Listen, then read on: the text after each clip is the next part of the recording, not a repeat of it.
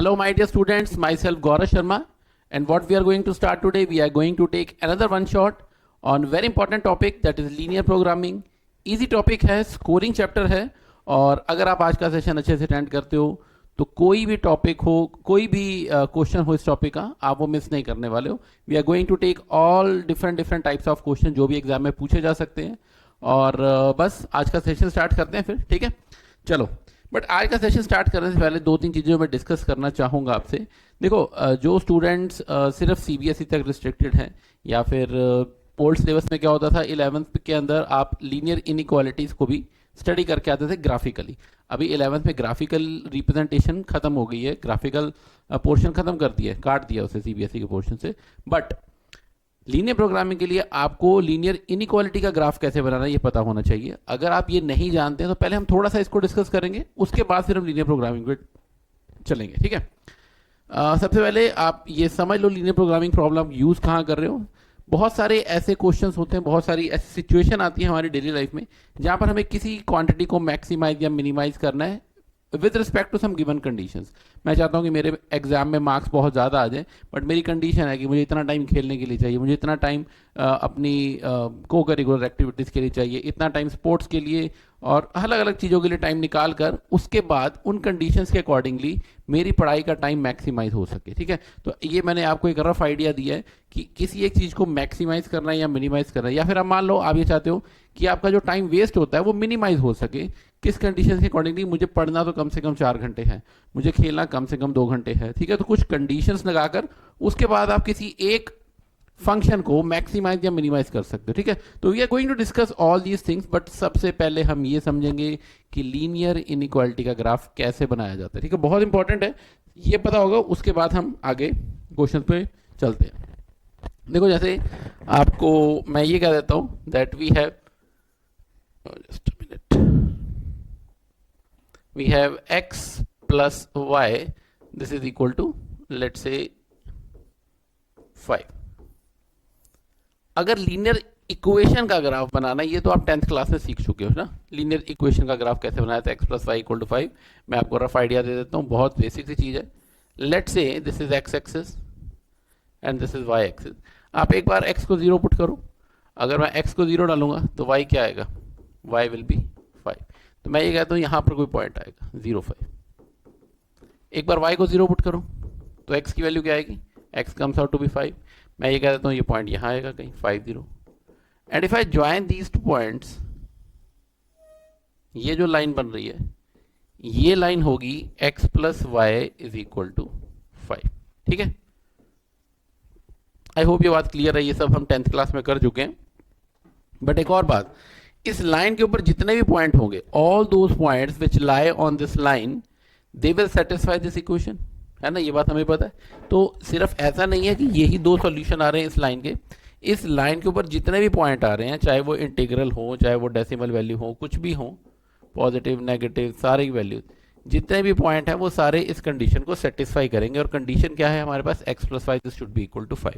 So we can say the locus of all those points which satisfy this condition. And what is the condition, that x plus y is equal to 5. That will give you the equation of line this graphically. Okay, graphically it represents set of all those points which satisfy this condition. चलो, इतनी बात हम समझ चुके हैं पहले भी.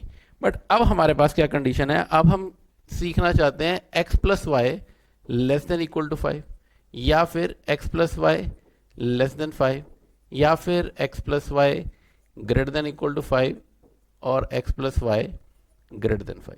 ये 4 तरह की कंडीशंस हैं, मतलब 4 तरह के ग्राफ बन सकते हैं, 4 तरह की अलग अलग इनइक्वालिटीज बन सकती हैं. और इन चारों को ग्राफिकली मैं कैसे रिप्रेजेंट करूंगा पहले हम वो समझते हैं. ठीक है, तो x plus Y equal to 5 का ग्राफ तो पहले बनाना ही पड़ेगा, और वो मुझे लगता है कि आप सबको समझ आ गया. अभी मैंने बनाया था, ये ग्राफ था, ये था 0 5 एंड दिस पॉइंट वॉज 5 0. ये x एक्सिस है, ये y एक्सिस है, ये ओरिजिन है, ये सब आपको बनाना है. और एक चीज़ जो आपने ध्यान रखनी है कि जब भी आप किसी पॉइंट को लोकेट करते हो उसके कोऑर्डिनेट साथ के साथ लिख दो, आगे बहुत काम आएंगे. और जो भी इक्वेशन बना रहे हो उसकी इक्वेशन यहाँ लिखो. ये equation x plus Y is equal to 5 की मैंने बना दी. सबसे पहले मैं बना रहा हूँ x plus Y less than equal to 5, x plus Y less than equal to 5. तो लेस देन इक्वल का क्या रोल रहेगा इसमें, लेस देन इक्वल का रूल ये रहेगा, आप इसमें ओरिजिन पुट करके देख लो, कोई भी पॉइंट पुट कर सकते हैं, नॉट स्पेसिफिकली ओरिजिन, बट मैं ओरिजिन पुट कर रहा हूँ, इजी रहेगा सॉल्व करना। 0 0 XY की जगह पुट करेंगे तो हमारे पास आ रहा है 0 less than equal to 5। 0 less than equal to 5 ये वैल्यू आ गई हमारे पास। अब आप ये सोचकर देखो कि ये कंडीशन ट्रू आ रही है या फॉल्स आ रही है, मतलब जो ओरिजिन मैंने पुट किया है इस इनइक्वालिटी में, क्या वो इसे सेटिस्फाई कर रहा है? 0 छोटा होता है 5 से, ऑब्वियस ही बात है, 0 छोटा है। अब ये ना कहना कि सर इक्वल तो नहीं है, हाँ तो इक्वल तो नहीं होगा, मतलब ये है कि this value should be either less than और इक्वल टू 5। तो 0 पुट करने से 0 लेस देन इक्वल टू 5 आ रहा है, मतलब कंडीशन ट्रू आ रही है। If you are getting true condition तो आपको वो रीजन शेड करना है जिसमें ओरिजिन लाई कर रहा है, नीचे वाला। ओरिजिन इस लाइन के नीचे, तो हम इस लाइन के नीचे वाला रीजन शेड करेंगे। ये बात समझ आ गई? अगर मैं इस वाले पॉइंट को, ये मैंने फर्स्ट इक्वेशन के लिए बताया, अगर second equation x plus Y greater than equal to 5 होता तो हम क्या करते? अब आप ओरिजिन पुट करोगे तो you are getting 0 greater than equal to 5। आप चेक करो क्या 0 5 से बड़ा होता है? 0 is greater than equal to 5? No, ये तो ट्रू नहीं आ रहा, दिस इज फॉल्स कंडीशन। इसका मतलब ओरिजिन पुट करने से इस कंडीशन में फॉल्स वैल्यूज आ रही है, ये ट्रू नहीं आ रहा है, तो हम वो रीजन शेड करेंगे जिसमें ओरिजिन नहीं लाई करता, फिर हम इसके ऊपर वाला शेड करेंगे। ठीक है, ऊपर वाला जो है ये सेकंड इक्वेशन को रिप्रेजेंट कर रहा है और नीचे वाला ये फर्स्ट इक्वेशन को रिप्रेजेंट कर रहा है। आई होप ये बात समझ आ गई है कि लेस देन इक्वल टू 5 या ग्रेटर देन इक्वल टू 5 दे रखा है तो उसकी क्या सिग्निफिकेंस है। ठीक है, x plus Y less than equal to 5, आपने x plus Y equal to 5 तो बना ही दिया, उसके अंदर ओरिजिन को पुट कर दो, 0 0 पुट कर दो इसके अंदर, you are getting 0 less than equal to 5। अब आप ये देखो क्या ये कंडीशन ट्रू है या फॉल्स है? 0 लेस देन इक्वल टू 5 ये ट्रू कंडीशन है, तो हम वो रीजन शेड करेंगे जिसमें ओरिजिन लाई कर रहा है। अगर 0 0 पुट करने से इसके अंदर मैं 0 0 पुट कर रहा हूँ, फॉल्स कंडीशन आ रही है, तो हम वो रीजन शेड करेंगे जिसमें ओरिजिन नहीं लाई कर रहा है। And this is not specifically true only for origin, आप कोई और पॉइंट भी ले सकते हो, मैं आगे वाले क्वेश्चंस में लेकर भी दिखाऊंगा। ठीक है, तो आई होप ये बात समझ आ गई।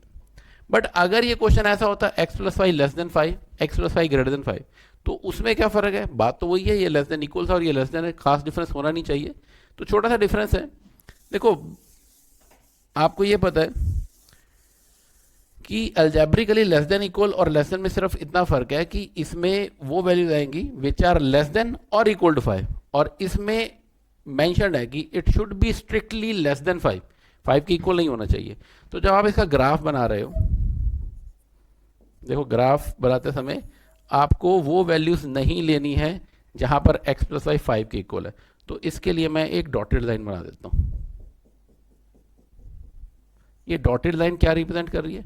डॉटेड लाइन रिप्रेजेंट कर रही है उस लाइन तो वही रिप्रेजेंट हो रही है x plus Y equal to 5, but dotted इसलिए बनाई है कि हम इस लाइन के ऊपर जो पॉइंट है उनको कंसिडर नहीं करेंगे, तो ये वाले पॉइंट कंसिडर नहीं आ रहे हैं। This is x plus Y equal to 5, line तो वही है, बट अब अगर मैं इसमें ओरिजिन पुट करूं थर्ड के अंदर, तो we are getting 0 less than 5, 0 less than 5 true condition है, तो इसके नीचे वाला एरिया लेंगे।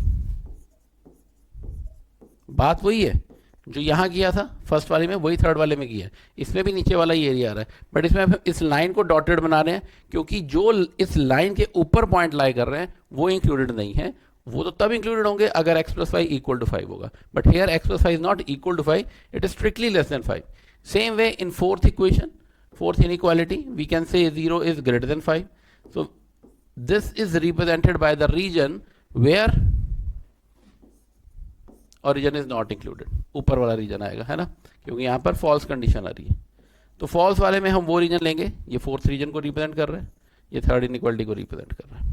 ठीक है, लाइन डॉटेड तब लेनी है जब इक्वालिटी नहीं दे रखी होगी, और अगर इनइक्वालिटी दे रखी है तो फिर तो आप बोल्ड लाइन लोगे, डॉटेड नहीं बनाओगे। ठीक है, रीजन बीइंग डॉटेड के अंदर हम इन पॉइंट्स को इंक्लूड नहीं करते हैं, और बोल्ड लाइन होगी तो that means those points are also included. Simple सी बात है।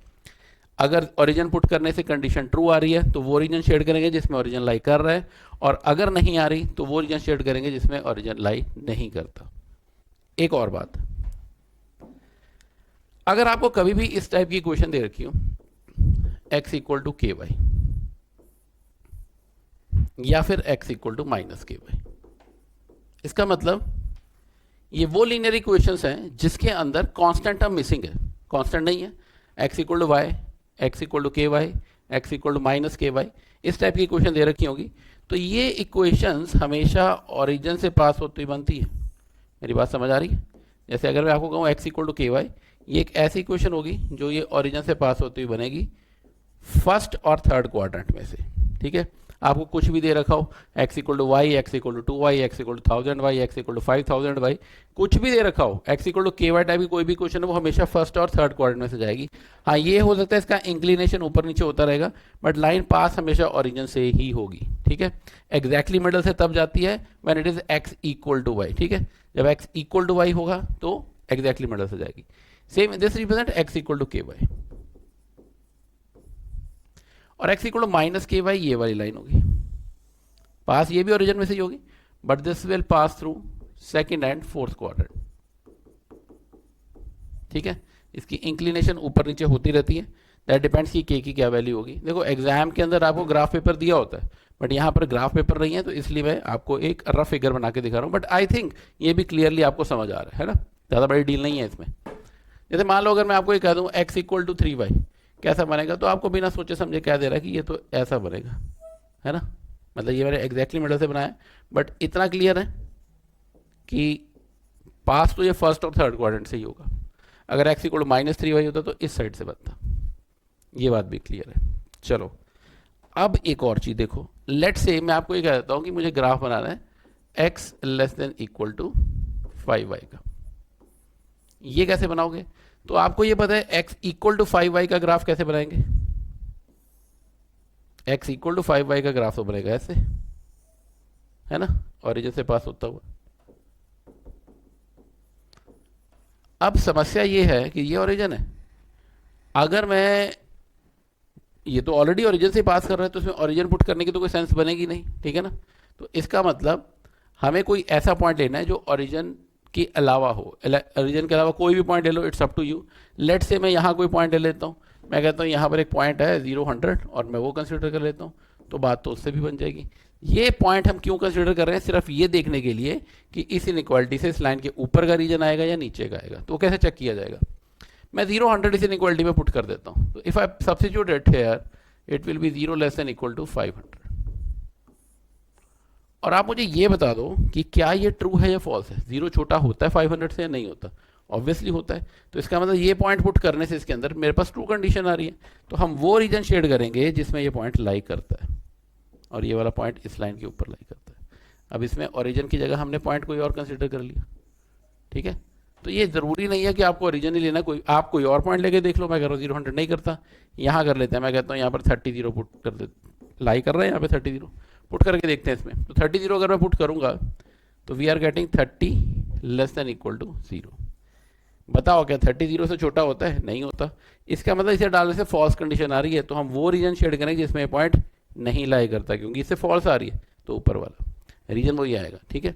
तो इसका मतलब अगर कभी भी आपको ऐसी लाइन दी हो जिसके अंदर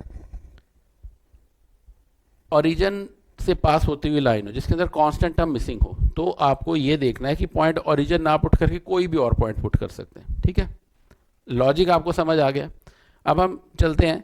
ऑल्दो ये पहले होता था 11th क्लास के सिलेबस में, तो स्टूडेंट्स पढ़कर आते थे ये लीनियर इनइक्वालिटी का ग्राफ बनाना, बट अब मैं आपको थोड़ा सा आइडिया इसलिए दे दिया ताकि ज़्यादा प्रॉब्लम ना हो, ठीक है। Now what is objective function? देखो आपको एक कंडीशन दी होगी, एक फंक्शन दिया होगा जिसको मैक्सिमाइज या मिनिमाइज करना है। मैं कह देता हूँ इसको मुझे मैक्सिमाइज करना है या फिर मिनिमाइज करना है, ठीक है, with respect to certain conditions. कुछ कंडीशंस लगानी है कि उन कंडीशंस को फुलफिल करते हुए इसकी मैक्सिमम या मिनिमम वैल्यू क्या आ सके। ऐसे मैं कह सकता हूँ कि अगर मैक्सिमम या मिनिमम निकालनी हो तो मैं एक्स को बहुत ज़्यादा वैल्यू डाल देता हूँ, वाई को कम डालेंगे ताकि एक्स की पार्ट बड़ा होता रहे, वाई का पार्ट थोड़ा कम रहे, ठीक है ना। बट मैं आपको कह रहा हूँ कुछ कंडीशंस गिवन है ना, उन कंडीशंस को सेटिस्फाई करते हुए इसकी क्या मैक्सिमम या मिनिमम वैल्यू हो सकती है। मैक्सिमम निकालनी है, मिनिमम निकालनी है, ये आपको दे रखा होगा। बस आपको ये ध्यान रखना है वो फंक्शन जिसको मैक्सिमाइज या मिनिमाइज करना हो, that is called objective function, because our objective is to maximise और मिनिमाइज दिस वैल्यू, ठीक है। Then we have constraint. Constraint means कुछ कंडीशन दी होगी, जैसे मान लो ये कंडीशन दी होगी 3x + y < 0 होना चाहिए, ये ग्रेटर देन 0 होना चाहिए, ये फर्स्ट क्वाड्रेंट में लाई करना चाहिए। तो ये सारे जो कंडीशंस दे रखी हैं, non negative restriction. Non negative, अच्छा एक और चीज़ बता देता हूँ, नेगेटिव में, पॉजिटिव में और नॉन नेगेटिव में क्या फ़र्क होता है? पॉजिटिव का मतलब जीरो इंक्लूडेड नहीं होता, zero is not included, non negative में जीरो इंक्लूडेड होता है, ठीक है। तो ये ऐसा मत समझना नॉन नेगेटिव और पॉजिटिव एक ही बात होती है, नॉन नेगेटिव में जीरो इंक्लूडेड होता है, पॉजिटिव में जीरो इंक्लूडेड नहीं होता, पॉजिटिव नंबर्स जीरो को नहीं इंक्लूड करते। चलो एक क्वेश्चन देखते हैं, उससे आपको मैं सारा कुछ इजीली समझा पाऊंगा। So the question is you have to solve this linear programming graphically, maximise करना है that is equal to 4x plus 5। तो जिसको मैक्सिमाइज या मिनिमाइज करना हो वो क्या होता है, ये है हमारा ऑब्जेक्टिव फंक्शन। तो हमारा ऑब्जेक्टिव फंक्शन है that is equal to 4x plus 5। Constraint क्या दिए हुए हैं, पहला कंस्ट्रेंट है x plus 5 less than equal to 50, दूसरा है 3x plus 5 less than equal to 90, then x and y both are greater than equal to 0। तो एक काम करते हैं, सबसे पहले तो हम इसको ग्राफिकली बनाकर देखते हैं कि ग्राफ बनाने से क्या रीजन आ रहा है हमारे पास, वो चेक करके देखते हैं। चलो तो ग्राफ बनाएं इसका।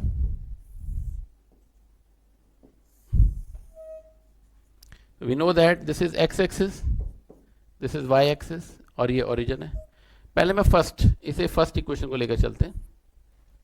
जब ग्राफ बनाएंगे तो x plus Y is equal to 50 का बनेगा ना, x plus Y equal to 50 का। वो कैसे बनेगा, एक बार x को 0 तो y क्या आएगा 50, एक बार y को 0 तो x क्या आएगा 50। इन दोनों को ज्वाइन कर देते हैं। So when I join these 2 points, क्या इक्वेशन बनेगी, इक्वेशन बनेगी x plus Y is equal to 50। ये इक्वेशन का ग्राफ बन गया। आपको इन चीज़ों का ध्यान रखना है कि जब भी आप ग्राफ बना रहे हो, सबसे पहले जो भी पॉइंट्स आ रहे हैं उनको लिखना है साथ में, है ना, कि क्या क्या कोऑर्डिनेट्स आ रहे हैं। जो लाइन बनाई है उसके साथ उसकी इक्वेशन लिख देनी है, क्योंकि अगर 2 या 3 लाइन होती हैं फिर पता ही नहीं चल पाता है कि कौन सी लाइन की इक्वेशन क्या थी। तो इसका इक्वेशन लिख देना साथ में। Now let's move on to the second. This is 3x plus Y is equal to 90। इसको बना के देखें, अगर मैं x को 0 डालूंगा तो y विल बी 90, y को 0 डाले x will be 30, it will B lie somewhere here. अब इन्हें ज्वाइन कर देते हैं, ठीक है। ये क्या बनेगा, this will be 3x plus Y, this is equal to 90। आगे बात समझ, ओके। मेरे पास ये इक्वेशन भी बन गई, ये भी बन गई, बट ये तो इक्वेशन बनी है ना। इनइक्वालिटी का क्या सिग्निफिकेंस है, इनइक्वालिटी हमें ये बताती है कि इस लाइन के ऊपर का रीजन लेना है या नीचे का लेना है। तो पुट करके देखते हैं, क्या पुट करेंगे, ओरिजिन पुट कर लेते हैं। फर्स्ट इनइक्वालिटी में अगर मैं ओरिजिन पुट करूं तो क्या बनेगा, it will be 0 less than equal to 50। मुझे ये बताओ क्या ये कंडीशन ट्रू है या फॉल्स है, 0 लेस देन इक्वल टू 50 होता है या नहीं होता। ऑब्वियसली 0 50 से छोटा है, तो इसका मतलब ये कंडीशन ट्रू आ रही है। ट्रू आ रही है तो हम वो रीजन शेड करेंगे जिसमें ओरिजिन लाई करेगा, इसके नीचे वाला। तो इतना तो क्लियर हो गया कि इस लाइन के तो नीचे वाला ही रीजन लेना है। चलो दूसरे में पुट करके देखते हैं। अगर ओरिजिन को इसमें पुट किया जाए, this will give you 0 less than equal to 90। अब आप ये बताओ कि ये ट्रू है या फॉल्स है। ये भी ट्रू है, 0 छोटा ही होता है 90 से, तो इसका मतलब इसमें भी ट्रू आ रहा है, तो इसके भी नीचे वाला, इन दोनों के नीचे वाला रीजन ले लेंगे। चलो इसके भी नीचे, इसके भी नीचे, और x y that should be greater than equal to 0। First quadrant, क्योंकि एक्स भी पॉजिटिव वाई भी पॉजिटिव कहाँ होता है, फर्स्ट क्वाड्रेंट में। तो पहली क्वाड्रेंट का और इन दोनों के नीचे का रीजन, तो ये रीजन शेड कर लेते हैं। चलो ये हमारे पास रिक्वायर्ड रीजन आ गया जो हम निकालना चाहते थे, ये रीजन बचा है। इसके बाद आपको ये देखना है इसके कॉर्नर्स कितने हैं। 4 ही कॉर्नर आ रहे हैं, इनको मैं नाम दे देता हूँ O, A, B और C, ठीक है। लिख लेते हैं यहाँ पे चारों कॉर्नर्स O, A, B और C। और O के कोऑर्डिनेट क्या है 0 0, A के कोऑर्डिनेट 30 0, B के कोऑर्डिनेट हमें पता नहीं है। देखो है क्या कि यहाँ पर मैं ग्राफ पेपर पे नहीं बना रहा हूँ। अगर एग्जाम में आपको ग्राफ मिल रहा है तो क्लियरली जहाँ पर पॉइंट इंटरसेक्ट, जहाँ लाइन इंटरसेक्ट हो रही है वो पॉइंट आपको क्लियरली शो हो जाएगा, आप वहाँ से पॉइंट निकाल सकते हो। बट यहाँ पर मैंने ग्राफ नहीं बनाया तो कोई बात नहीं, वैसे भी निकल जाएगा। पहले C लिख लेता हूँ 0 50। तो B कैसे निकलेगा, B is basically point of intersection of these 2 line. तो इन दोनों से एक्स वाई को सॉल्व करूँ, अगर मैं सब्ट्रैक्ट कर दूँ I will get x as 20 put करेंगे, y विल बी 30। तो मैं ये कह देता हूँ कि B के कोऑर्डिनेट्स आ रहे हैं 20 30। चलो ये बात भी समझ आ गई। हमने किया क्या है, हमने ये लाइंस बनाई हैं, शेडेड रीजन निकाल लिया कि कॉमन रीजन क्या आ रहा है, फिजिबल रीजन क्या आ रहा है, उसके बाद उनके कॉर्नर पॉइंट्स निकाल लिए और उनके कोऑर्डिनेट्स लिख लिए। बट हमें तो मैक्सिमाइज किसे करना है, z को करना है। अब इन कॉर्नर पॉइंट्स पर हम z की वैल्यू निकालेंगे। What was z was 4x plus y. तो पहले 0 0 को उसमें पुट करते हैं, तो we will get z as 0। 30 0 को पुट करेंगे 120, 20 30 को पुट करेंगे 110 और 0 50 को पुट करेंगे 50। आगे बात समझ। अब आप ये बताओ, आपको करना क्या था, मैक्सिमाइज करना। तो मैक्सिमम वैल्यू कहाँ पर आ रही है, यहाँ पर आ रही है। ये वाला जो पॉइंट आएगा x equal to 30 and y equal to 0, this will be the point, this is our final answer. यहाँ पर इस फंक्शन की मैक्सिमम वैल्यू आ जाएगी and satisfying these all constraints, इन सभी कंस्ट्रेंट्स को सेटिस्फाई करते हुए इस फंक्शन की, ऑब्जेक्टिव फंक्शन की मैक्सिमम वैल्यू आएगी 30 पॉइंट के ऊपर। आई होप ये बात क्लियर है। करना क्या है, दोबारा सुनो नटशेल में, आपको एक ऑब्जेक्टिव फंक्शन दिया होगा जिसको मैक्सिमाइज या मिनिमाइज करना है और कुछ कंस्ट्रेंट दिए हुए हैं। तो पहले आप कंस्ट्रेंट को ग्राफिकली प्लॉट करोगे, फिजिबल रीजन निकालोगे, कॉमन रीजन कौन सा आ रहा है, शेड कौन सा करना चाहिए रीजन, वो आपने एक फिजिबल रीजन निकाल लिया यहाँ से। उसके बाद जो भी रीजन आ रहा है उसके कॉर्नर पॉइंट्स देख लो, कितने कॉर्नर्स आ रहे हैं, यहाँ पे 4 आ रहे थे, O A B और C। मैंने चारों के कोऑर्डिनेट्स लिखे। उसके बाद उन्हीं पॉइंट्स के ऊपर मैं Z की वैल्यू निकालूंगा। मैक्सिमाइज करना, तो जिस भी पॉइंट पर Z की मैक्सिमम वैल्यू आ रही है that is our final answer. ठीक है। अगर मिनिमाइज करो तो जहां पर सबसे कम वैल्यू आती वो आंसर होता। आई होप ये बात क्लियर है। ठीक है, चलो let's move on to the next question then.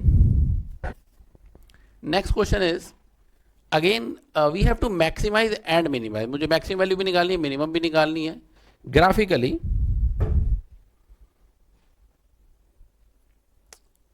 कुछ कंस्ट्रेंट गिवन है और ऑब्जेक्टिव फंक्शन गिवन है। तो सबसे पहला काम क्या करना चाहिए, सबसे पहले हमें क्या करना चाहिए, पहले हम इसका ग्राफ बनाना चाहिए। तो बना के देखें ग्राफ।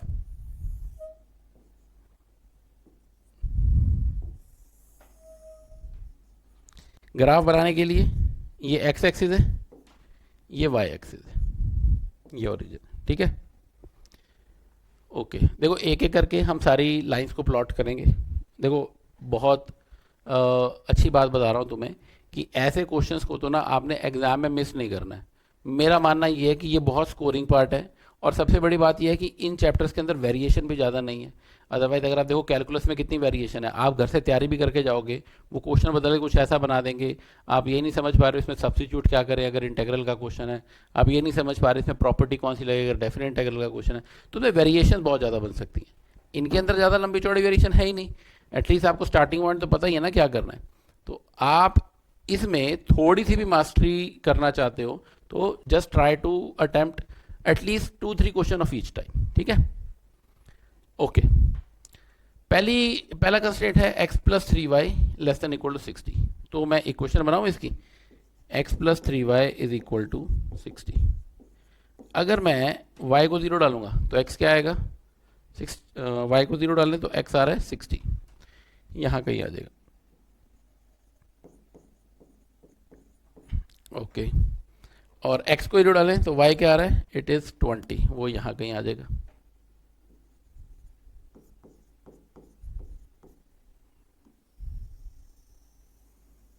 ये लाइन बन गई, x plus 3y less than equal to 60। दूसरी लाइन बनाते हैं, x plus Y greater than equal to 10, x plus Y equal to 10। अगर बना के देखें, y को 0 डालेंगे तो x 10 आएगा, यहाँ कहीं आ जाएगा, और x को 0 डालेंगे तो y 10 आ जाएगा, वो यहाँ कहीं आएगा। इसे भी ज्वाइन कर देते हैं। इक्वेशन तो लिखनी पड़ेगी, ये x plus Y is equal to 10 है और यहाँ पर ये क्या था, x plus 3y is equal to 60। Equation साथ साथ लाइन पे लिखते रहना ताकि बाद में कंफ्यूजन ना हो। अगली इक्वेशन क्या है हमारे पास, x is less than equal to y. मैंने आपको बताया x इक्वल टू वाई क्या होता है। x इक्वल टू वाई एक ओरिजिन से पास होती हुई लाइन बनेगी, ठीक है, फर्स्ट और थर्ड क्वाड्रेंट में से। तो मैं ये कह देता हूं, ये लाइन बनेगी x इक्वल टू वाई। बन गया। चलो अब हमें निकालना है रीजन शेड कौन सा करना है। तो पहले अगर मैं इसमें ओरिजिन पुट करूं, we are getting 0 less than equal to 60। Condition true है या फॉल्स है, कंडीशन ट्रू आ रही है, तो वो रीजन शेड करेंगे जिसमें ओरिजिन लाई करेगा, मतलब इसके नीचे वाला। इसमें पुट करूं x प्लस वाई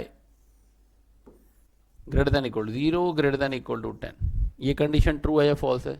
क्या 0 10 से बड़ा होता है? 0 तो 10 से बड़ा नहीं होता, तो that mean this is false condition. तो हम वो रीजन शेड करेंगे जिसमें ओरिजिन नहीं लाई करता, मतलब इस लाइन के ऊपर वाला।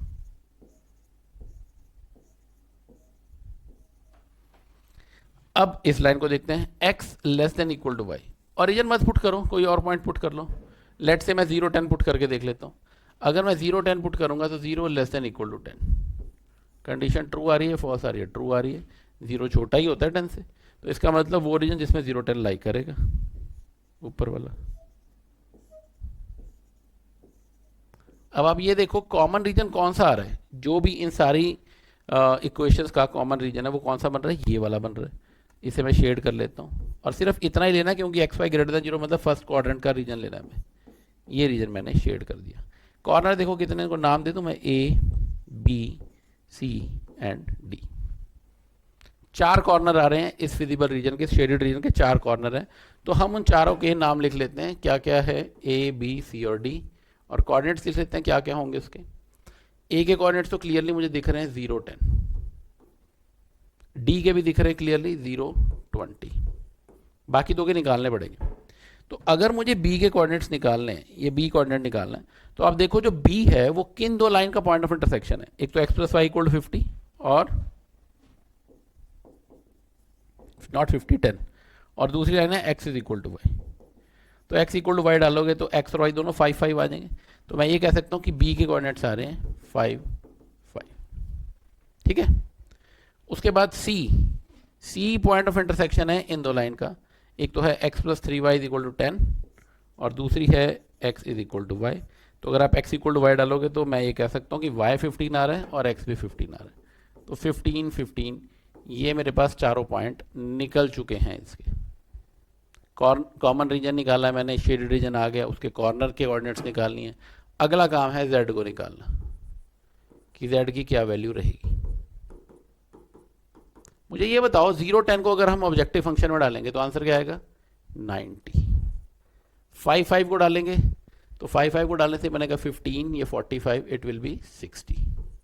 15 15 को डालेंगे तो ये बनेगा 120, ठीक है। 120 नहीं 180, 180 बनेगा।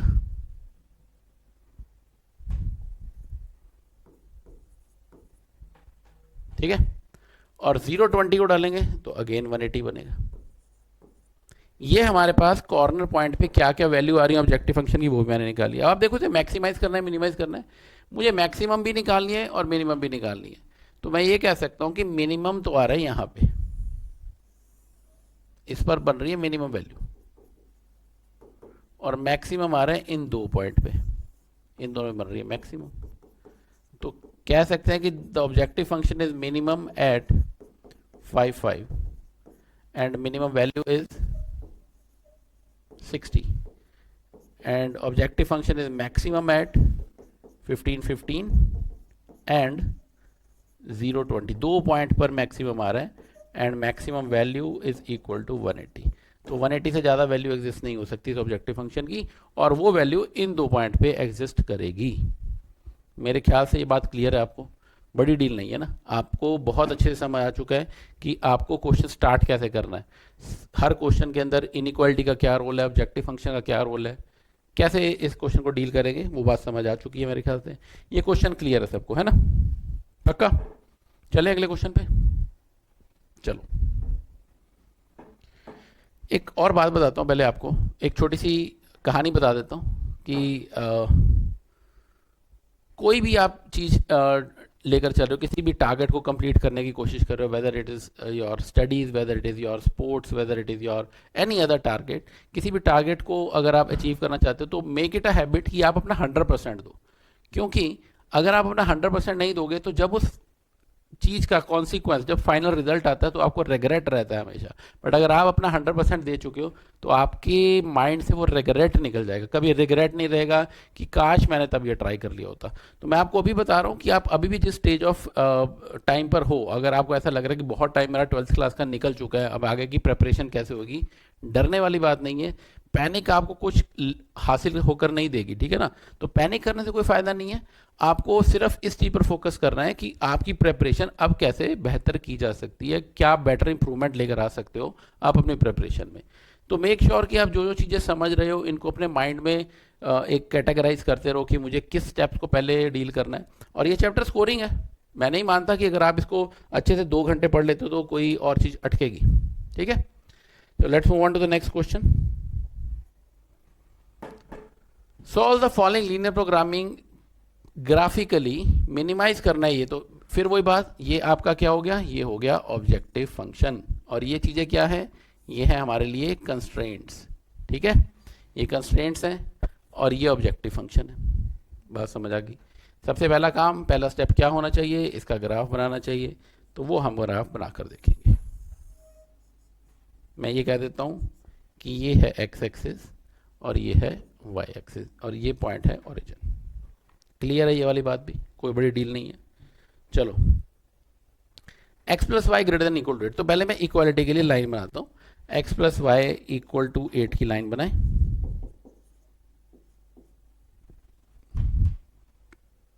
अगर y को 0 डालेंगे तो x आएगा 8 यहां कहीं, x को 0 डाल दें तो y आएगा 8। इन दोनों को ज्वाइन कर देते हैं तो ये इक्वेशन बन गई हमारे पास, x plus Y is equal to 8, ठीक है। इतनी बात क्लियर हो चुकी है कि पॉइंट हमें प्लॉट करने हैं और इक्वेशन लिखनी है कि क्या इक्वेशन थी वो।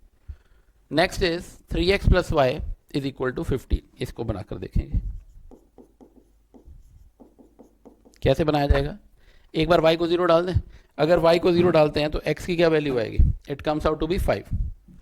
x आ रहा है 5, वो कहीं यहां पर लाई करता होगा,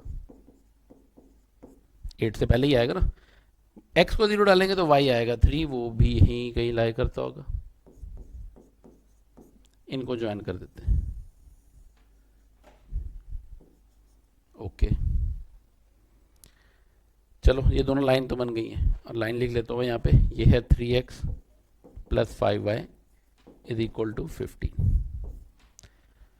अब ये तो लाइन बना दी हमने, है ना। अब हमें इनइक्वालिटी का क्या सिग्निफिकेंस है ये देखने के लिए कि रीजन ऊपर का शेड होगा या नीचे का, हम ओरिजिन पुट करके देखते हैं 1 बाय 1। अगर मैं इसमें ओरिजिन पुट करूंगा, we are getting 0 greater than equal to 8। ये बताओ ये ट्रू है या फॉल्स है। 0 8 से बड़ा होता है, छोटा होता है, तो ये तो फॉल्स कंडीशन आ रही है। इसका मतलब इसमें हम वो ओरिजिन शेड करेंगे जिसमें ओरिजिन नहीं लाई करेगा, ऊपर वाला।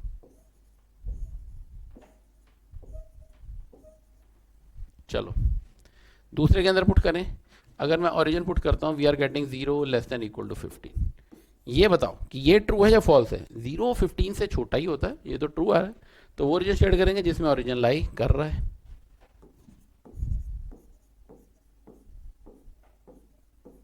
ठीक है।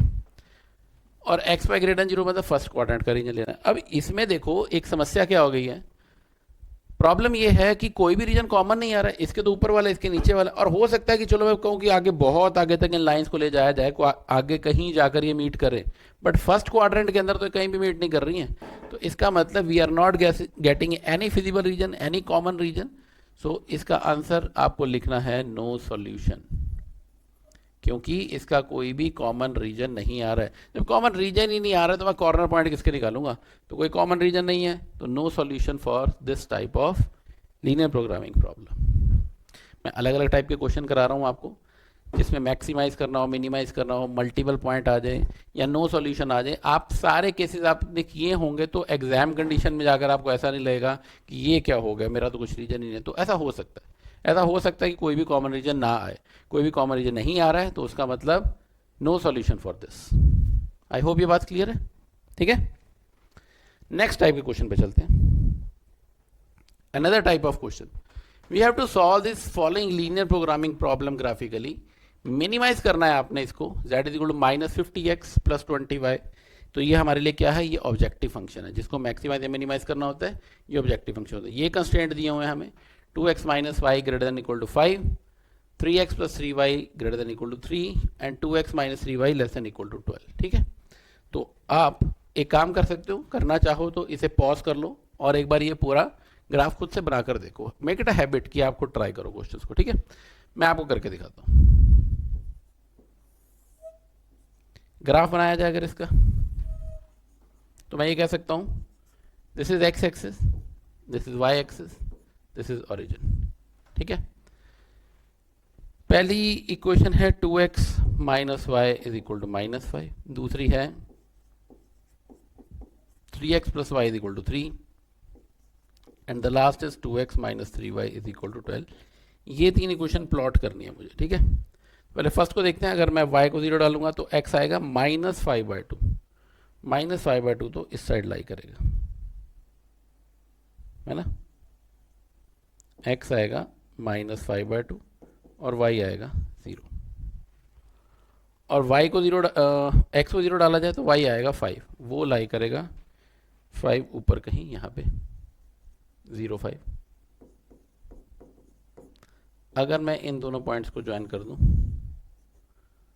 तो ये इक्वेशन आ गई हमारे पास 2x minus y is equal to minus 5।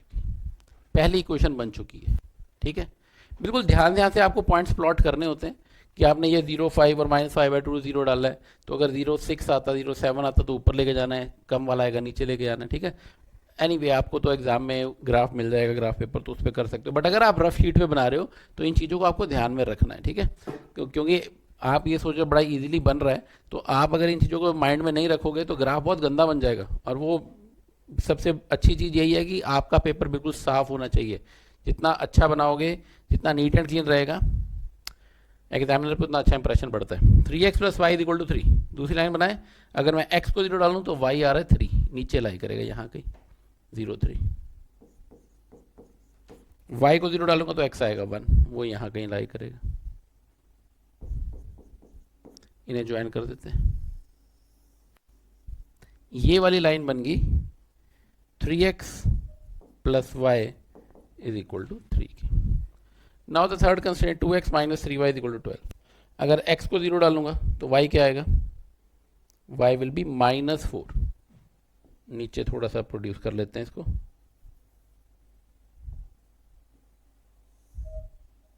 y minus 4 यहां कहीं होगा। ठीक है, और अगर मैं y को 0 डालूंगा तो x आएगा 6 यहां कहीं होगा। इन पॉइंट्स को ज्वाइन कर लेते हैं, ये मान लेते हैं ये है 0 माइनस 4। ठीक है,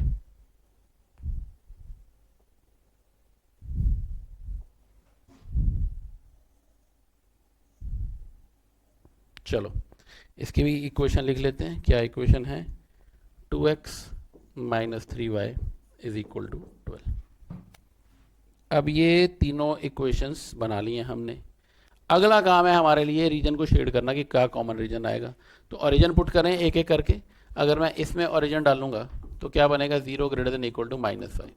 ये ट्रू है या फॉल्स है, 0 बड़ा ही होता है माइनस 5 से, तो ट्रू है तो वो रीजन शेड करेंगे जिसमें ओरिजिन लाई करेगा, नीचे वाला। इसमें डालेंगे तो we are getting 0 greater than equal to 3। ये ट्रू है या फॉल्स है, 0 बड़ा होता है 3 से, नहीं बड़ा नहीं होता, तो वो रीजन शेड करेंगे जिसमें ओरिजिन नहीं लाई करता, मतलब इस लाइन के ऊपर वाला। और इसमें डालेंगे तो we are getting 0 less than equal to 12। Condition true है तो वो ओरिजिन जिसमें ओरिजिन लाई करेगा इसके ऊपर। और साथ में आपको दिया हुआ है x y greater than equal to 0, मतलब फर्स्ट क्वाड्रेंट में, और इनको सेटिस्फाई करते हैं। अब देखो इसमें समस्या क्या आ रही है, मैं आपको थोड़ी सी समस्या समझाने की कोशिश करता हूँ। समस्या ये है कि जब आप कॉमन रीजन शेड कर रहे हो तो वो ये वाला आ रहा है ना, ये रीजन आ रहा है कुछ। अब इतने बड़े रीजन के अंदर ये निकाल पाना, देखो कॉर्नर पॉइंट तो मैं समझ गया, 1 2 3 और ये 4, इनके नाम भी दे देता हूँ, A B C और D। तो ये चारों नाम लिख देता हूँ मैं, A B C D। A B C और डी। ए के कोऑर्डिनेट हैं 0 5, बी के कोऑर्डिनेट हैं 0 3, सी इज 1 0 एंड डी इज 6 0। ये चारों कॉर्नर पॉइंट आए हैं और इन चारों पर मैं चाहूँ तो z की वैल्यू निकाल के दिखा सकता हूँ आपको। z की वैल्यू देख लेते हैं क्या आएगी। अगर 0 5 पुट किया जाए तो इट विल बी 100, 0 3 पुट करेंगे तो इट विल बी 6, 1 0 पुट करेंगे तो -50 और 6 0 पुट करेंगे तो -300। ये आ रही है मिनिमम वैल्यू डी, है ना, कॉर्नर पॉइंट के अकॉर्डिंगली। बट इस क्वेश्चन के अंदर समस्या क्या है कि इसका जो रीजन आ रहा है ना, उसके कॉर्नर पॉइंट ये तो मैंने निकाल लिया, बट ऊपर तो ये बहुत आगे तक जा रहा है। क्या पता ऊपर ऐसा कोई पॉइंट एग्जिस्ट करता हो जहां पर बहुत मिनिमम वैल्यू। देखो कॉर्नर पॉइंट में अभी तक जितने हमने रीजन बनाए थे वो क्लोज फिगर दे रहे थे। मुझे पता है कि ज़्यादा से ज़्यादा क्या कहाँ तक जा सकता है रीजन, वो हमें पता था। उन सबके कॉर्नर मैंने निकाल लिए। ये नीचे वाली लिमिट के तो निकाले, बट ऊपर तो पॉइंट बहुत ज़्यादा आ रहे हैं। हो सकता है ऊपर कोई ऐसा पॉइंट एग्जिस्ट करता हो जहाँ पर इससे भी कम वैल्यू आ रही हो, है ना। तो वो कैसे करेंगे, वो चेक करने के लिए हम एक काम करते हैं। मैं पहले तो पेन का कलर चेंज करता हूँ ताकि आपको समझ आ सके कि मैं क्या करना चाह रहा हूँ। ये वाला कलर अच्छा लग रहा है मुझे, है ना। चलो हम ये करेंगे कि ये देखना है कि ये जो फंक्शन है -50x + 20y, क्या ये कहीं और -300 से भी छोटा आता है क्या? क्योंकि मुझे तो मिनिमम वैल्यू चाहिए। इससे छोटा, -300 से छोटा कहीं पर आएगा? आप ये काट लो, 10 काट लो, तो आपके पास इनइक्वालिटी बन रही है -5x + 2y <-30, है ना। क्या इससे छोटा कहीं? इस इनइक्वालिटी को उस पर बना के देखेंगे। लेस देन है, लेस देन इक्वल नहीं है, तो डॉटेड बनाएंगे या बोल्ड बनाएंगे? डॉटेड बनाएंगे। अगर मैं x को 0 डालूं तो y क्या आता है? y आएगा -15, ठीक है। x को 0 डालें तो y की वैल्यू -15 आ रही है, और y को 0 डालूंगा -15 तो यहाँ नीचे कहीं लाई करेगा, और y को 0 डालूंगा तो x की वैल्यू क्या आएगी? That comes out to be 6। तो ये पॉइंट ऐसी बनेगी डॉटेड लाइन, ठीक है, नीचे जाकर कहीं पॉइंट से मीट कर रहा है। इसका मतलब ये जो डॉटेड लाइन है ये क्या रिप्रेजेंट कर रही है?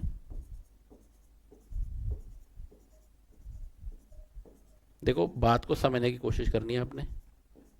ये डॉटेड लाइन रिप्रेजेंट कर रही है -5x + 2y लेस देन -30 का, ठीक है। अब बात ये -5x + 2y <-30, तो ऑब्वियसली या तो इसके ऊपर का रीजन आएगा या नीचे का रीजन आएगा। तो मैं ये कह सकता हूँ, चलो मान लो अगर नीचे का भी आता तो यहाँ पर कुछ रीजन ऐसा मिल रहा है तुम्हें जहाँ पर बहुत सारे पॉइंट हैं, तो इनमें से कोई पॉइंट हो सकता है जहाँ पर -300 से कम वैल्यू आ जाए। मेरी बात समझ आ रही है? ऐसे मैक्सिमाइज में अगर ग्रेटर देन डाल देते, ऊपर का रीजन आ जाता, तो वो वाले पॉइंट आ जाते जहाँ पर बहुत सारे पॉइंट यहाँ भी मिल रहे हैं जिसमें इसकी वैल्यू उस गिवन पॉइंट से ज़्यादा आ जाए। मेरा कहने का मतलब ये है, मुझे अभी इन पॉइंट से ये क्लियर था कि -300 मिनिमम वैल्यू है, बट अब ये रीजन मुझे ये बता रहा है कि इस लाइन के नीचे ऐसा और भी शेडेड रीजन है जहाँ पर इससे भी कम वैल्यू एग्जिस्ट कर सकती है। तो इसका मतलब ऐसे तो बहुत सारे पॉइंट हो सकते हैं, बट वो क्या होंगे वो मैं नहीं बता सकता। तो आप इतना समझ लो कि अगर इस डॉटेड लाइन में और इस शेडेड रीजन में कुछ कॉमन आ रहा है तो इसका मतलब हम यहाँ से आंसर नहीं निकाल पाएंगे। We can not say that this is the minimum value, this is not the minimum value, this is not the minimum value, and we can say that the region is unbounded. Unbounded आ गया, unbounded solution है ये। और भी बहुत सारे point exist हो सकते हैं जो कि निकालना हमारे लिए फिजिबल नहीं है क्योंकि कॉर्नर नहीं आ रहा है। बात समझ आ गई? हाँ, अगर ऐसा होता कि ये लाइन ऐसी बन जाती, अब मैं कलर और चेंज कर लेता हूँ ताकि तुम्हें ये एक हाइपोथेटिकल सिचुएशन बता दूँ कि अगर ये कलर, अगर ये रीजन लाइन ऐसी बन जाती, इसमें क्या होता? इसमें देखो शेडेड के साथ तो कुछ आ ही नहीं रहा, तो इसका मतलब जितने भी मिनिमम वैल्यू थी वो यहीं पर एग्जिस्ट कर रही हैं, इसी 4 कॉर्नर पर, क्योंकि जो सारी की सारी डॉटेड लाइन है वो अनशेडेड में से जा रही है, उसका शेडेड से कोई पॉइंट कॉमन है ही नहीं। तो इसका मतलब this was the final answer. I hope ये मेरी बात समझ आ रही है। This is the last but important case linear programming के अंदर। अनबाउंडेड वाला कैसे चेक करना है? जब आपके पास ये अनबाउंडेड बन जाए तो आपको मिनिमम है तो जो ऑप्टिमाइज्ड फंक्शन है, ऑप्टिमाइजेशन फंक्शन है, उसको less than the minimum value डाल लो। मैक्सिमम वाला केस होता तो this greater than the maximum value डाल दो, और उसकी डॉटेड लाइन बनाओ। अगर उस डॉटेड लाइन का और शेडेड रीजन का कोई भी रीजन कॉमन आता है तो इसका मतलब अनबाउंडेड है, अगर कॉमन नहीं आता तो यही आंसर होगा। बात समझ आ गई है? मैंने आपको देखो सारे केसेस बनाए हैं। ऑल्दो पुराने सिलेबस में क्या होता था, ये जितने भी आप इनइक्वालिटीज बना रहे हो इसके ऊपर बेस स्टेटमेंट क्वेश्चन भी होते थे, ठीक है। तो स्टेटमेंट क्वेश्चन से पहले आपको इनइक्वालिटी फ्रेम करनी है और उन इनइक्वालिटीज को फर्दर सॉल्व करके, फर्दर लीनियर प्रोग्रामिंग सॉल्यूशन बनाकर उनके कॉर्नर पॉइंट्स निकाल के आंसर निकालें। बट अभी क्या है, अभी आपकी बुक के अकॉर्डिंगली सिर्फ यही क्वेश्चन है, आपको डायरेक्टली स्टेटमेंट दी होगी, आपको ऑब्जेक्टिव फंक्शन दिया होगा और कंस्ट्रेंट दिए होंगे, उसके अकॉर्डिंगली उन्हीं कंस्ट्रेंट के ऊपर वर्क करते हुए आपको उसकी मैक्सिमम या मिनिमम वैल्यू निकालनी है।